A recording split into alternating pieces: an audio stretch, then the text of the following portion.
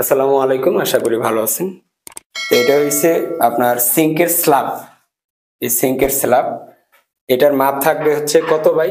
30 ইঞ্চি, 2.5 foot. 30 অথবা 33 top, ঢালাইয়ের top 2 ইঞ্চি বা 1.5 ইঞ্চি, 2 ইঞ্চি ধরি, 2 ইঞ্চি আপনার মার্বেল দেখ বা টাইলস দেখ 2 ইঞ্চি, 2 থেকে 2.5 বা 1.5। কোন সময় আমরা 1.5 থাকে মনে হলো একবারে লাস্ট হইলো 1.5। যেমন আমরা ঈদের যদি বিটায় পাই তাহলে উপরেও 1.5 সমান পাই না, এটা কিন্তু সাবেক 3 থাকতে হবে। আপনার 33 দিবেন আর 2 কত 35, 35 থেকে আবার 2 কিন্তু মাইনাস হয়ে যাবে, 33 এসে টিকবে।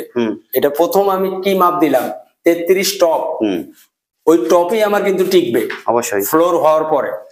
আচ্ছা, এখন আছে এটা 36 আছে 3 ফিট।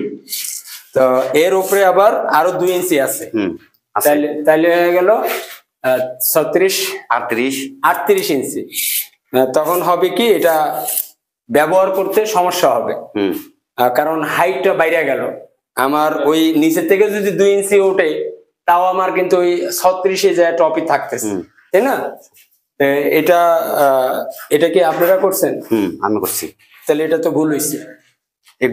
এগু টান আমি কই এগুর ওয়াশিং মেশিন যে টান লন্ডনের ওয়াশিং মেশিন থাকি তাই নিজে মাপ দিছে 3 ফিটের মাপ।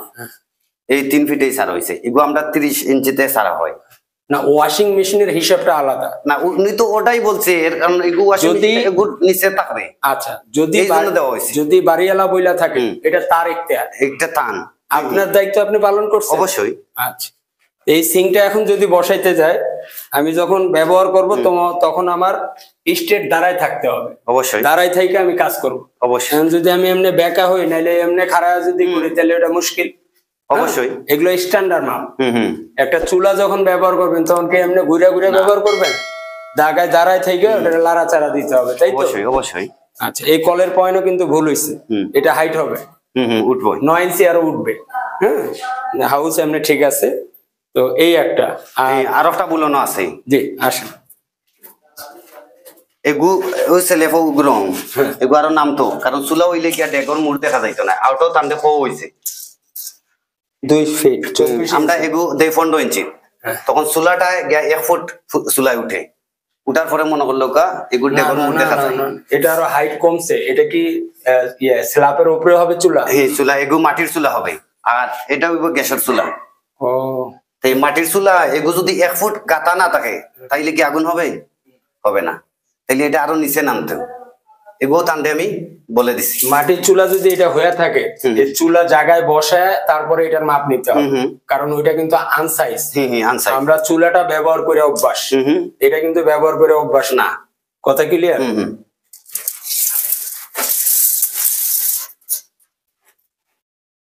এটা হাইট বেশি হয়েছে। এটা চুলা স্ল্যাব না? না, এগো আমার সারা নাই, ওটা আমার সারা নাই। এগুলো আগর থেকে এটা হবে 26 টপ। কারণ চুলাটা তো 6 ইঞ্চি থাকে। 26 এর উপরে 2 ইঞ্চি উঠবে অবশ্যই। 28 আর 6 কত?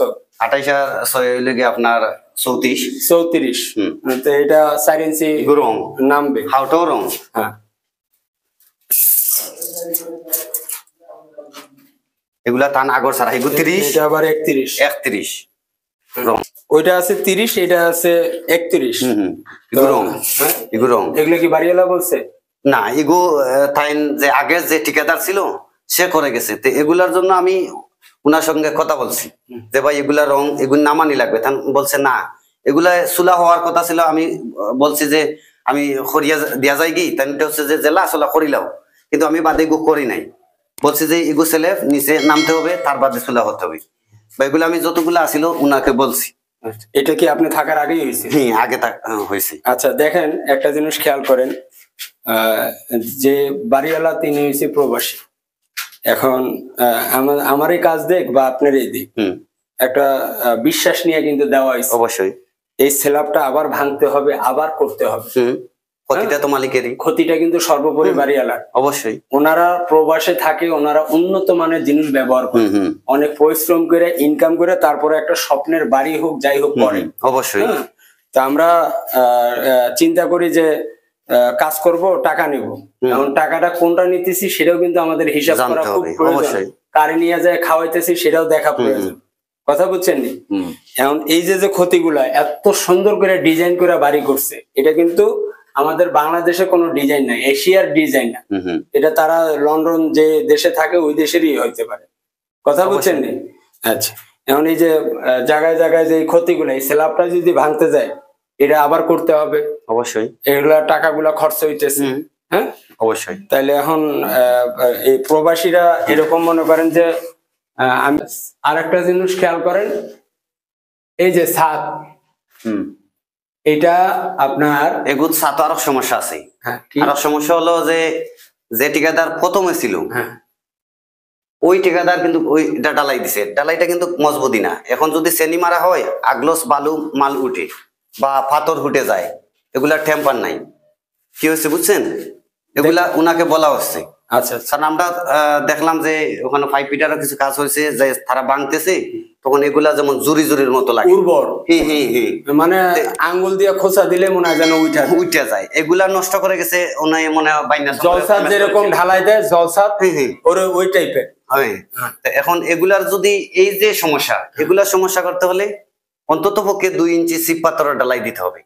এই যে গ্যারাডিন গুলো আছে সারা ঠুকাইয়া সুফিং করিয়া তারপরে দিতে হবে। ওইটারে ওই রাস্তায় পাটলু দিয়া, রাস্তা যেমন ইয়া করে কার্পেটিং করে এইরকম, বা পাটলু ব্যবহার করা হয়, বা আমরা একটা মেডিসিন আছে যেগুলা তেলের মতো হয়, এগুলা দিয়ে আবার যদি লিপারিং করা হয় তাহলে এগুলা সমাধান হবে।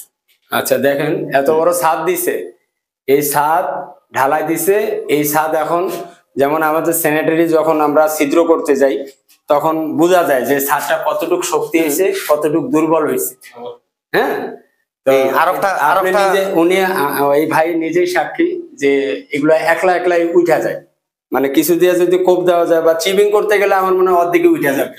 হ্যাঁ, আর একটা জিনিস আছে ভাই, যেমন আমি আমাদের মালিককেও বলা হচ্ছে, এই যে ভায়াটা আছে এটাতে কিন্তু 6টা আছে, কিন্তু এগুলা অন্তত পক্ষে 6 যদি হয়, 8 ফায়া হয় তাহলে 1.5 ইঞ্চি করে এগুলা স্কোয়ার ফায়, বুঝেন?